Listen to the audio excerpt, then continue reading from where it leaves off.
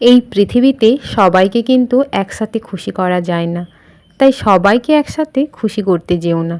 সবাইকে একসাথে খুশি করার দায়বদ্ধতা কিন্তু তোমার নয়, তার থেকে বরং তুমি নিজেকে খুশি রাখো। হ্যালো, আমি মোনা চলে এলাম তোমাদের সামনে আরও একটা ভিডিও নিয়ে। তো বলেছিলাম তোমাদেরকে যে কমপ্লিট হয়ে যাওয়ার পর তোমাদেরকে পুরোটা দেখাবো। তো আমার এটা কমপ্লিট হয়ে গেছে, আর আমি এটা দেখলেই ভার্নিশ করে নিলাম। আর ভার্নিশ করার পর দেখেছো কতটা গ্লসি হয়েছে।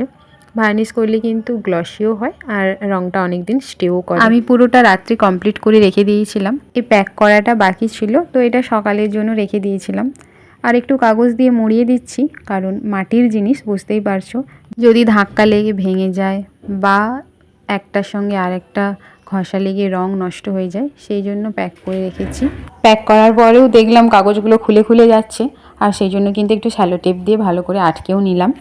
আমার তো প্রায় গোছানো কমপ্লিট, কিন্তু দিদির দেখা নেই।